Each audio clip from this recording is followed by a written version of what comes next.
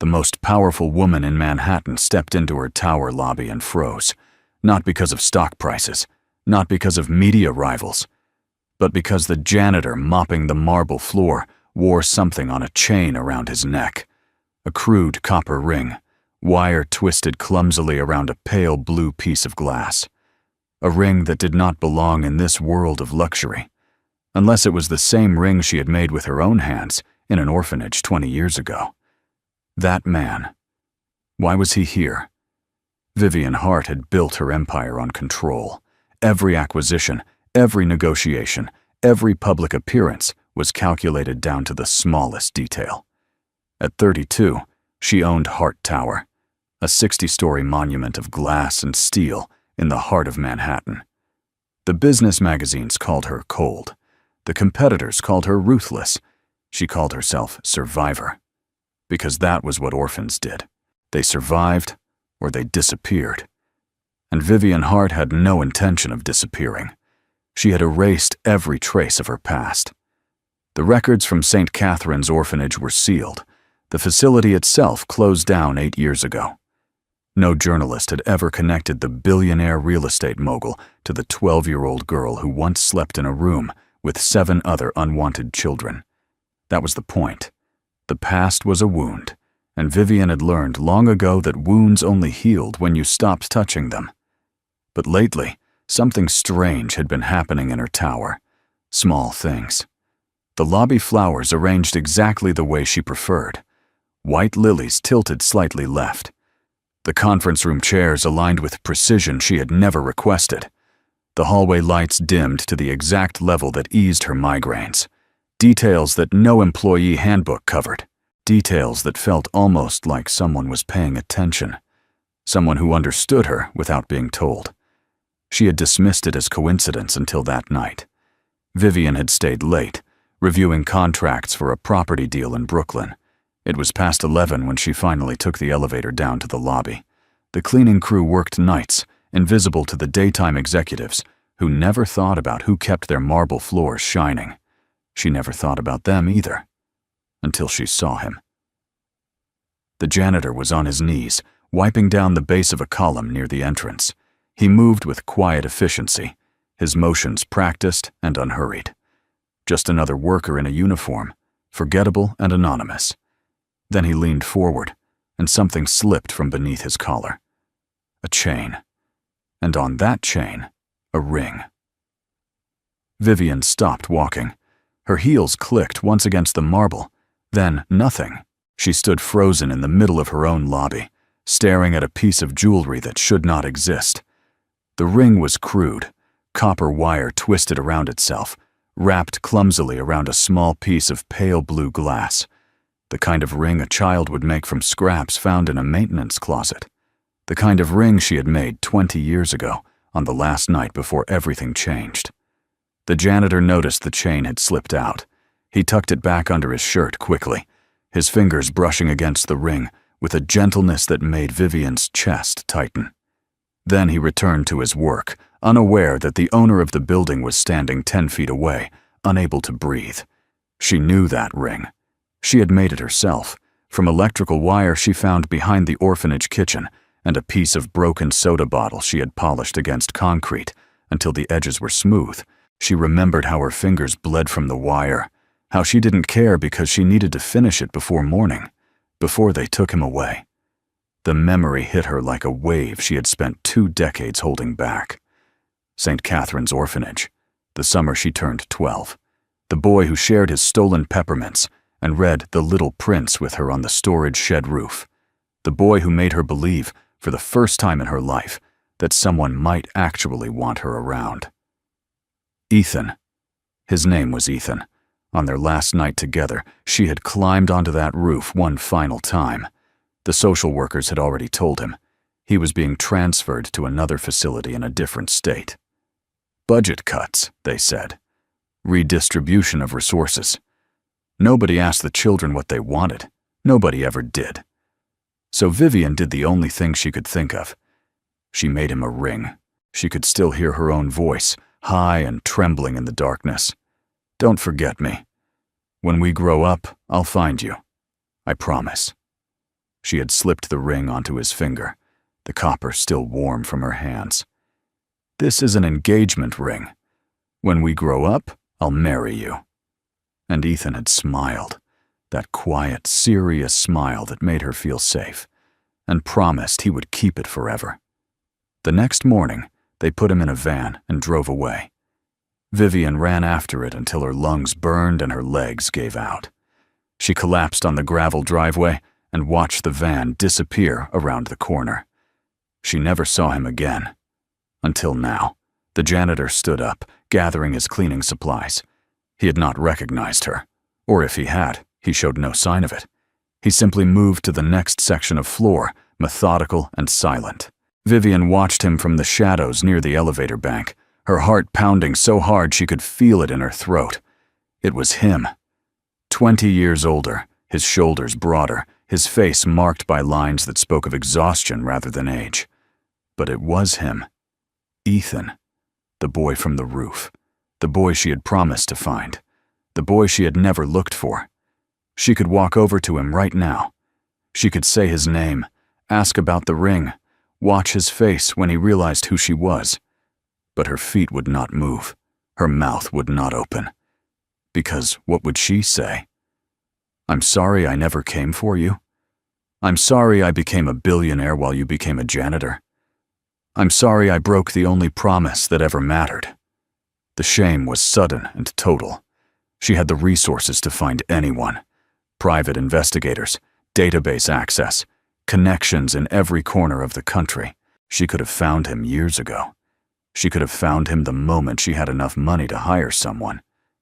But she didn't. She told herself she was too busy building her empire.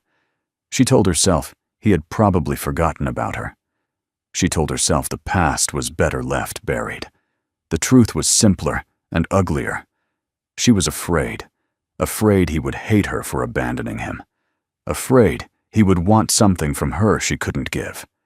Afraid that seeing him would crack open the carefully constructed facade of Vivian Hart, billionaire, and reveal the terrified little girl underneath, who still cried herself to sleep sometimes, even now. Even in her penthouse apartment with the $300,000 view. So she did what she always did when emotions threatened to overwhelm her. She retreated into control. She would not confront him. Not yet. She would investigate first. She would find out why he was here, whether he knew who she was, what he wanted. She would gather information and make a strategic decision based on facts, not feelings. Vivian turned and walked back to the elevator. She pressed the button for the top floor and watched the doors close, shutting out the image of Ethan on his knees, cleaning the floors of her building, wearing the ring she had given him 2 decades ago. The elevator rose through the darkness. 60 floors of glass and steel, built on ambition and ruthlessness and the absolute refusal to look back. And somewhere far below, a janitor with a copper ring continued his work, unaware that the woman who made that ring was rising above him, choosing once again to walk away. Vivian stepped out into her private office and stood at the window, looking down at the city lights. Somewhere in that darkness was the answer to a question she had spent 20 years refusing to ask. Who was Ethan Brooks now? And why, after all this time, had fate dropped him into the one place she thought she was safe? She pulled out her phone and dialed her assistant. It rang twice before a sleepy voice answered. "I need a background check," Vivian said, her voice steady despite the tremor in her hands. "One of the night janitors. His name is Ethan Brooks. I want everything. Employment history, family status, financial records. Everything." She ended the call without waiting for a response. Then she sat down at her desk and stared at the darkness beyond the glass, waiting for morning, waiting for answers, waiting for the courage she knew might never come. The background report arrived on Vivian's desk the next morning. She read it 3 times, each reading carving deeper into her chest. Ethan Brooks, 33 years old. Single father to a 6-year-old daughter named Lily. Wife deceased 2 years ago from cancer. leaving behind medical bills that still weighed on him like stones. He worked the night shift at Hart Tower and picked up day shifts at an auto repair shop across town.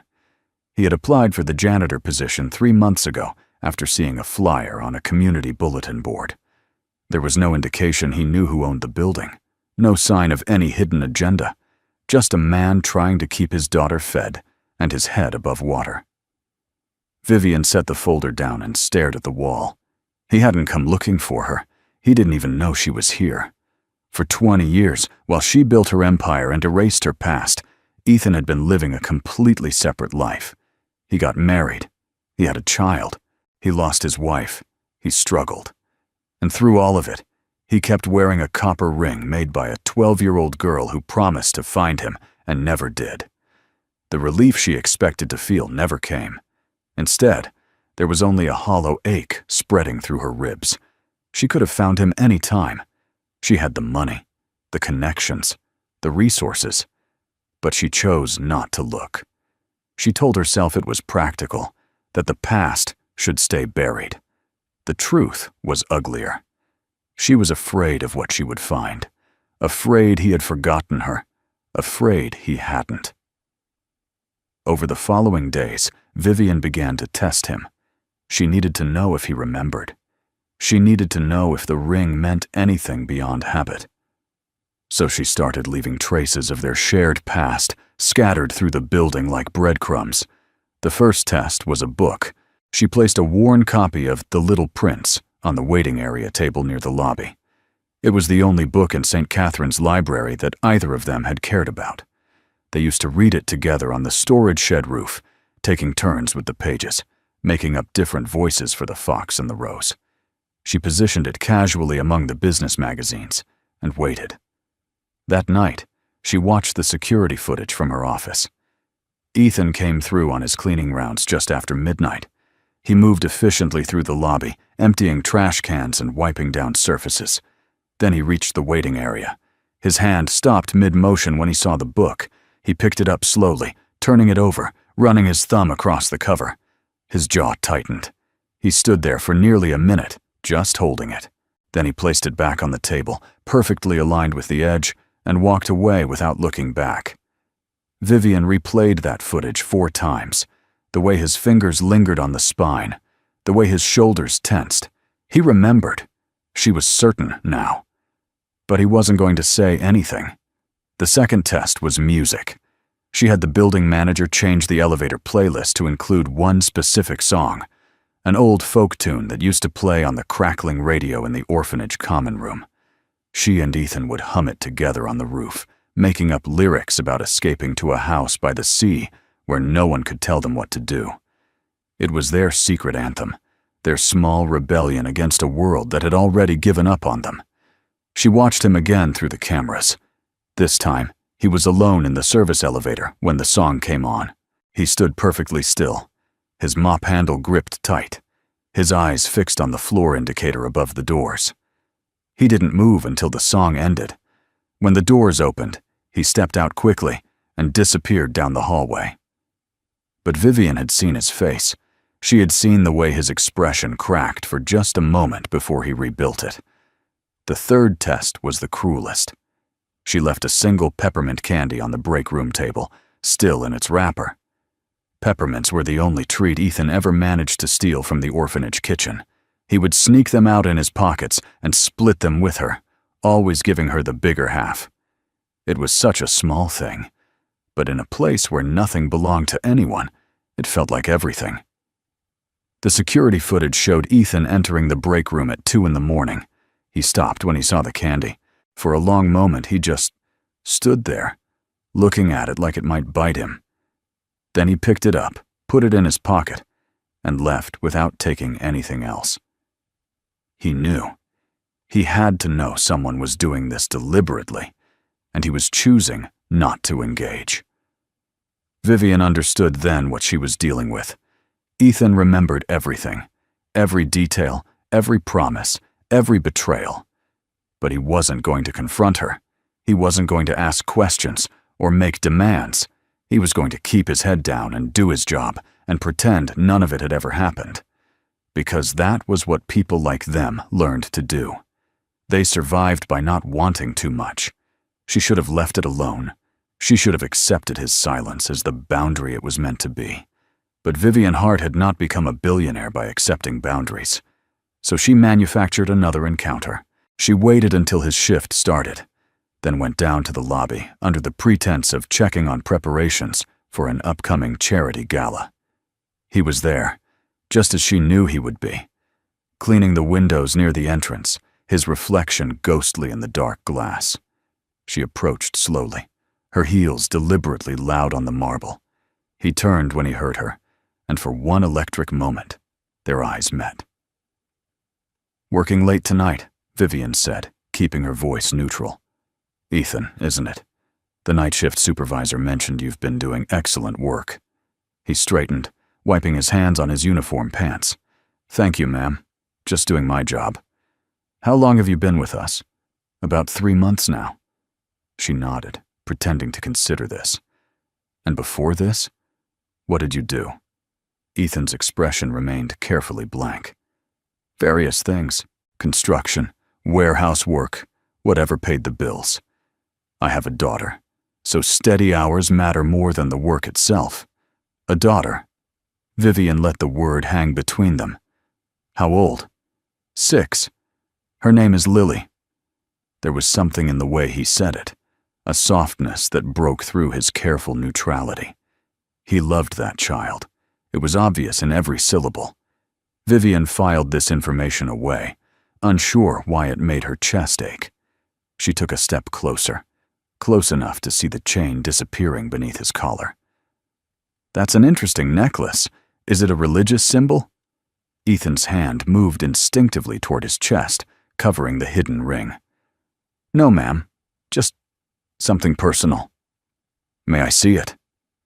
The question hung in the air like a blade. Ethan's face went very still. For a moment, Vivian thought he might refuse. Then, slowly, he reached under his collar and pulled out the chain. The copper ring caught the light.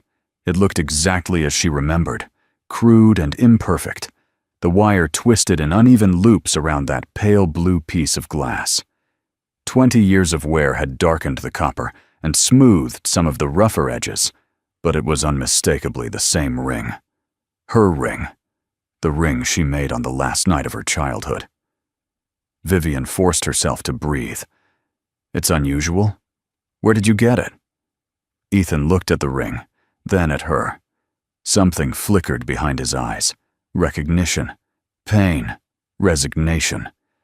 But when he spoke, his voice was steady. "Someone gave it to me a long time ago.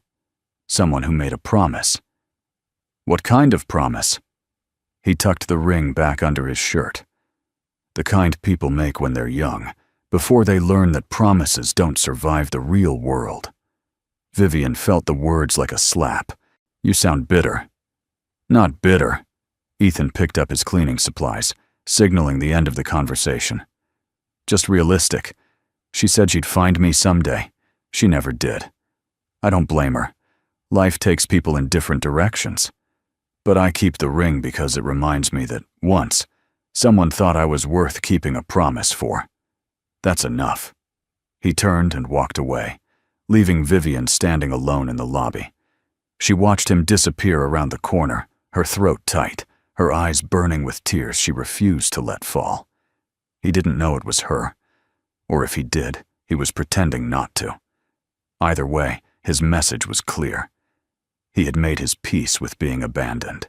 He didn't expect anything from her anymore. The girl who made that promise was gone, and the woman who stood in her place was a stranger. Vivian returned to her office and sat in the dark for a long time. She had wanted answers. Now she had them.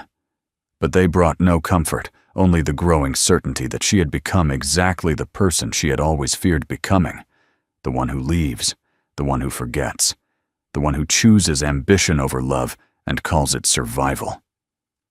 The days that followed were a strange kind of torture.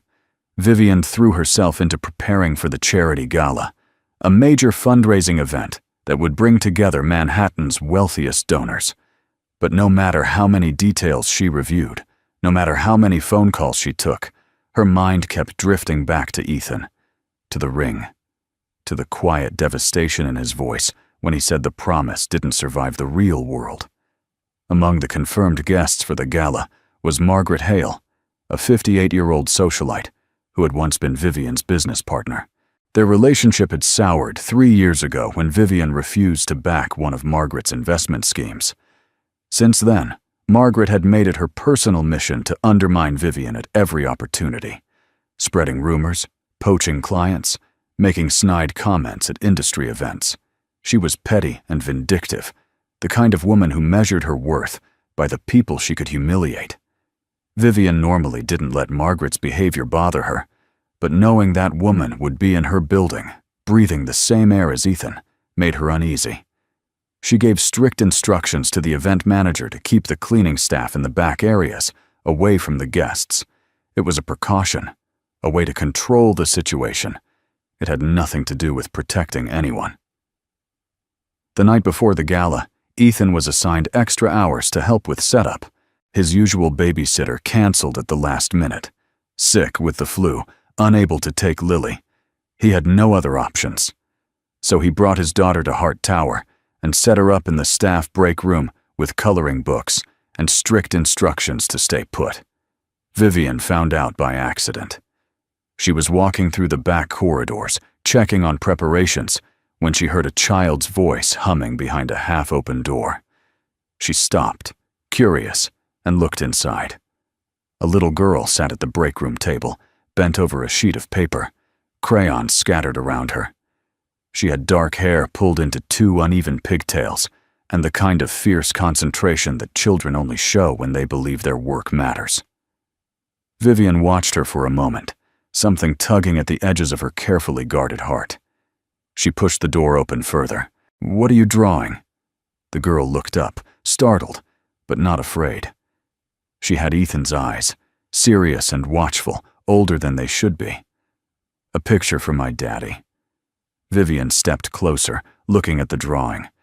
There were 3 figures: a tall man with a smile, a small girl with pigtails, and a woman with long hair standing slightly apart.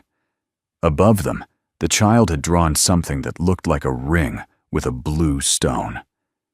"That's my daddy," Lily explained, pointing to the tall figure.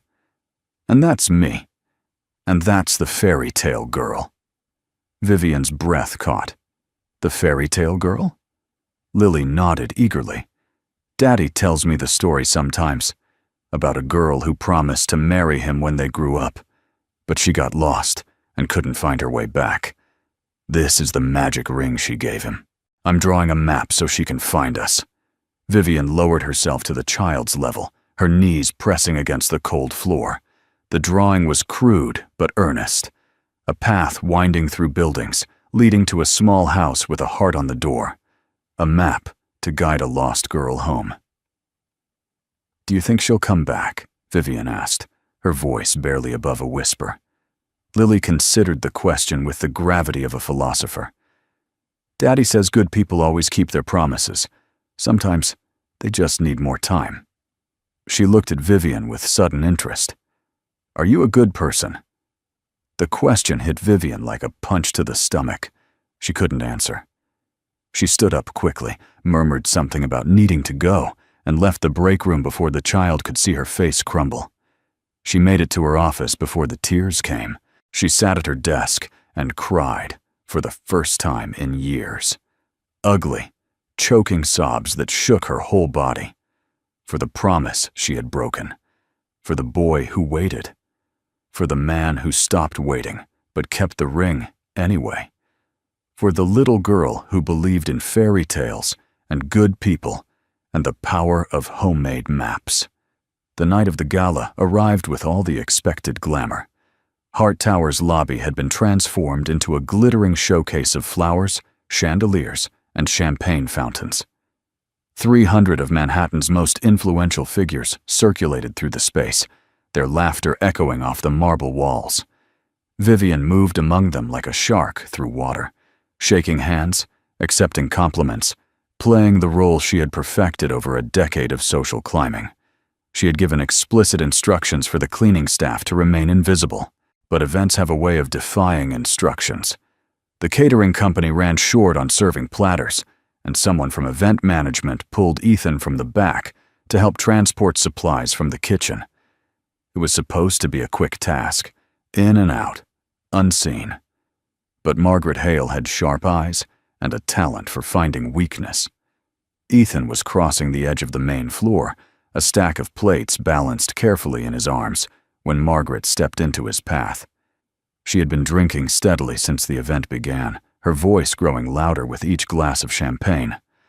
Well, she said, loud enough for nearby guests to hear.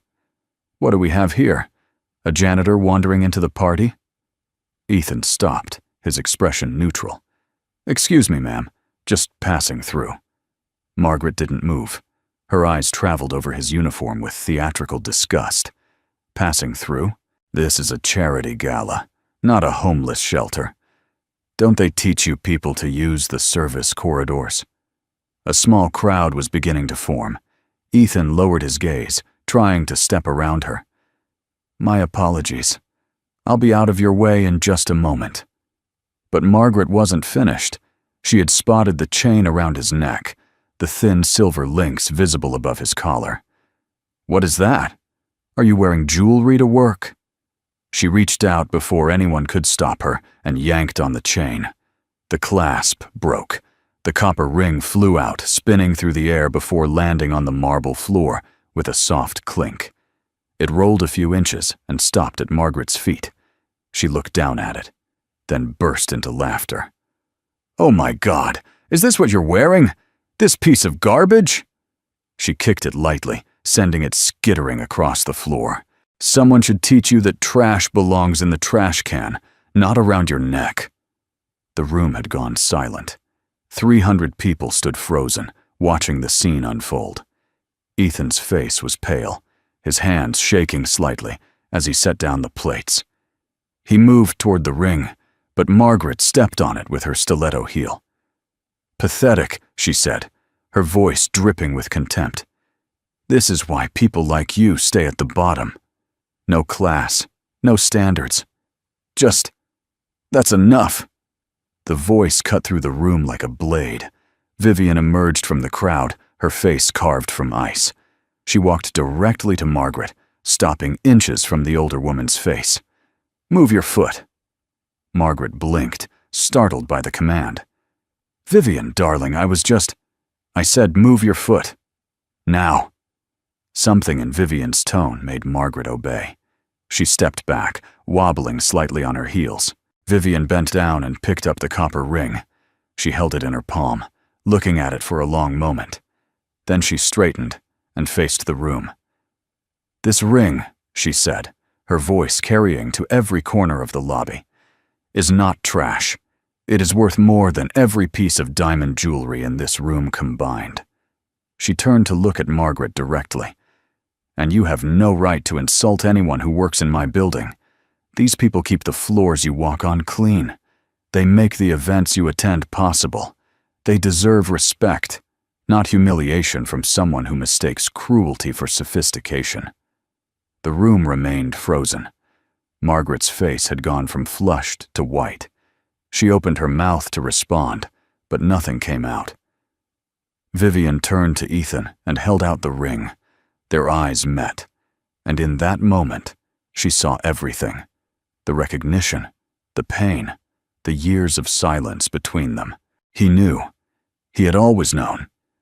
He took the ring from her hand, his fingers brushing against hers. Thank you, he said quietly, but I don't need anyone to protect me. He tucked the ring into his pocket and walked away, his back straight, his dignity intact. The crowd parted for him like water. Vivian watched him go, feeling something inside her crack and break. Margaret had retreated to the bar, suddenly interested in her phone. The other guests resumed their conversations, the moment already becoming gossip to be shared later. But Vivian couldn't move. She stood in the middle of her own party, surrounded by 300 people, more alone than she had ever been. The next morning, she arrived at her office to find an envelope on her desk. Inside was a single sheet of paper, Ethan's resignation letter, 2 weeks' notice, effective immediately. The reason given was simply personal matters. No forwarding address, no contact information, just a clean, final goodbye.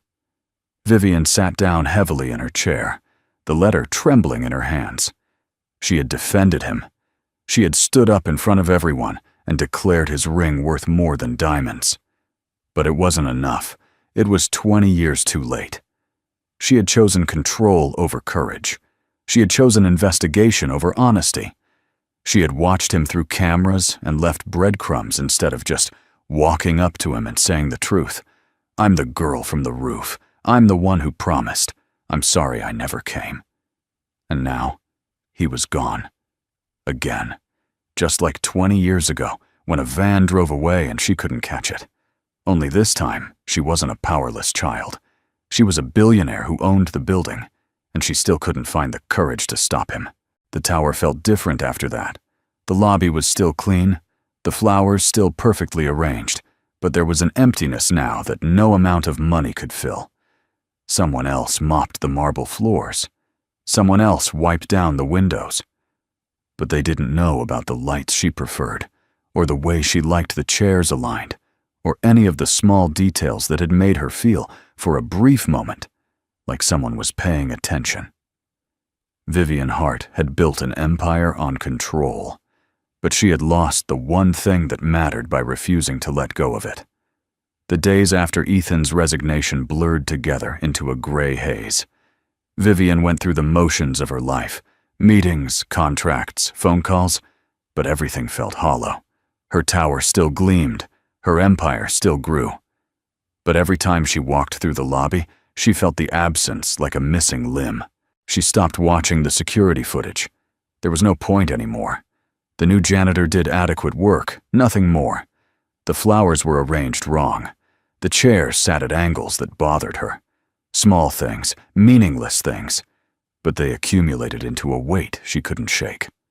One night, alone in her office, Vivian opened the bottom drawer of her desk. Inside was a folder she hadn't touched in years. Documents from St. Catherine's orphanage, salvaged before the place closed down. She had kept them as insurance, proof of her past in case anyone tried to fabricate a different story, but she had never actually looked through them. Now she did. Old photographs, yellowed intake forms, a copy of her original birth certificate with "Father Unknown" typed in cold black letters. And beneath all of it, a single Polaroid she had forgotten she possessed. 2 children on a rooftop, silhouettes against a summer sky. She couldn't see their faces, but she remembered the moment. The night before Ethan left. The night she made the ring. She remembered what came after, too. The weeks she spent asking every staff member where they had taken him. The letters she wrote that were never mailed because she didn't have an address. The slow, grinding realization that the system didn't care about keeping children connected. They were inventory to be managed, not people with bonds worth preserving. Eventually, a family had adopted her. Good people in their way. They gave her a new name, a new city, a new life. They encouraged her to focus on the future, not the past. And she did. She focused so hard on the future that she buried everything else beneath layers of ambition and achievement. By the time she had the resources to search for Ethan, she had convinced herself it was better not to try. Better to leave the wound closed. Better to be Vivian Hart, self-made billionaire, than the orphan girl who lost everyone she ever loved. But the wound had never really closed. It had just been waiting for someone to tear it open again. The truth hit her like a verdict. Ethan didn't abandon her. The system separated them, just as it separated thousands of other children every year. But she was the one who stopped looking. She was the one who let fear win. She was the one who broke the promise. And now, she was doing it again. Sitting in her tower, feeling sorry for herself, while Ethan was out there somewhere, struggling to raise his daughter alone. She had all the power, all the resources, all the options, and she was using none of them. Vivian closed the folder and made a decision. For once in her adult life, she would not retreat into control. She would not investigate from a distance or manipulate from the shadows. She would go to him, face to face, and tell him the truth, even if he rejected her, even if he never wanted to see her again. At least she would finally keep one promise. She found his address in the personnel files, a small apartment building in Queens, the kind of place where the hallways smelled like cooking grease and the elevators broke down twice a month. She drove there herself. No driver, no assistant, just Vivian and her fear, and a small paper bag she had prepared that morning. The building had no doorman. She walked up 3 flights of stairs because the elevator was, predictably, out of service. By the time she reached his door, her heart was pounding so hard she could hear it in her ears. She knocked before she could talk herself out of it. The door opened, and there he was. Ethan looked tired, dark circles under his eyes, a day's worth of stubble on his jaw. He was wearing a faded t-shirt and jeans, nothing like the uniform she had always seen him in. Behind him, she could hear the sound of a cartoon playing on television. His expression shifted through several emotions in rapid succession. Surprise, confusion, wariness. Finally, it settled into careful neutrality. "Miss Hart, what are you doing here?" Vivian swallowed hard. "I came to tell you something I should have said 20 years ago." Ethan didn't move from the doorway. "I think you've done enough. The scene at the gala, the ring. I appreciate what you were trying to do, but I don't need charity. I don't need saving." "I know." Her voice cracked slightly. "I'm not here to save you. I'm here because I owe you an explanation." She reached into the paper bag and pulled out its contents, a spool of copper wire and a small pair of wire cutters. Ethan's eyes widened when he saw them. Vivian held them out like an offering. "I know who you are. I've known since the first night I saw the ring. I knew it was you because I'm the one who made it. 20 years ago, on the roof of St. Catherine's, the night before they took you away." The words hung between them, heavy and irreversible. Ethan's face went very still. "I promised I would find you," Vivian continued. "I promised I would marry you. And then I spent 2 decades pretending that promise never happened because I was too scared to face what I had done. I was scared you would hate me. Scared you would want something I couldn't give. Scared that if I found you, I would have to admit that I'm not the person I pretend to be." She took a shaky breath. "But I'm done being scared. I came here to ask if you would teach me how to make this ring again. Not because I deserve your forgiveness, but because I want to try. I want to be the person I should have been all along." Ethan stared at her for a long moment. His jaw tightened, then relaxed. Something shifted in his eyes. Not forgiveness. Not yet. But something close to recognition. The acknowledgement of a shared wound. Before he could respond, a small figure appeared behind him. Lily peeked around her father's legs, her eyes wide with curiosity. She looked at Vivian, then at the copper wire in her hands. "Daddy," she whispered loudly, tugging on his shirt. "She has the wire. Is she the fairy tale girl?" Ethan looked down at his daughter, then back at Vivian. For the first time since she had known him, both as a boy and as a man, she saw his careful mask crack. Not with anger, not with accusation, just with the raw, exhausted hope of someone who had been waiting a very long time.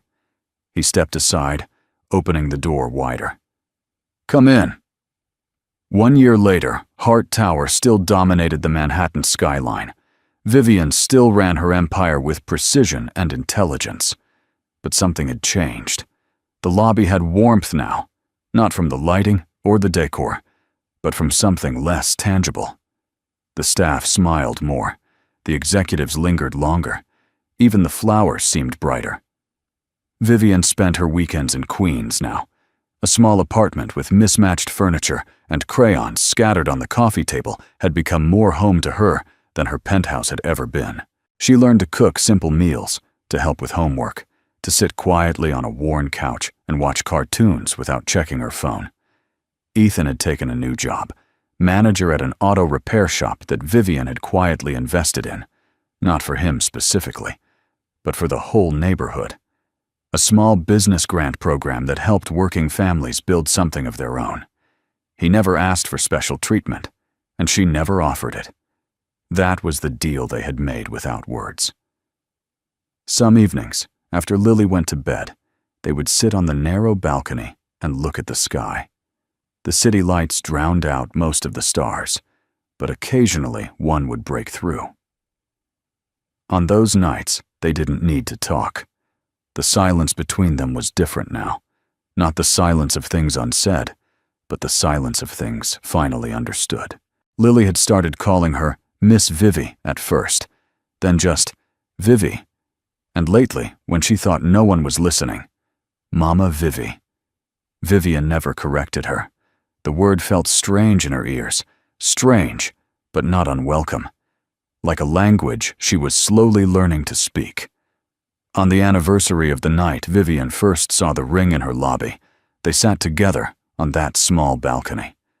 Both of them wore copper rings now, handmade, imperfect, twisted wire wrapped around pale blue glass. They had made them together, side by side at Ethan's kitchen table, while Lily supervised and declared them not as pretty as Daddy's, but okay. The rings weren't beautiful by any standard. They weren't worth anything to anyone else. But they were real, and they were theirs. Lily appeared in the doorway, rubbing her eyes. She looked at their hands, at the matching rings glinting in the dim light. Magic rings, she murmured sleepily. Does that mean we're a family now?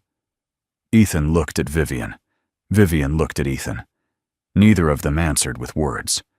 But when Ethan reached over and took Vivian's hand, lacing his fingers through hers, the answer was clear enough. Some promises don't need wealth to keep. They just need courage. And the willingness, after 20 years of running, to finally come home.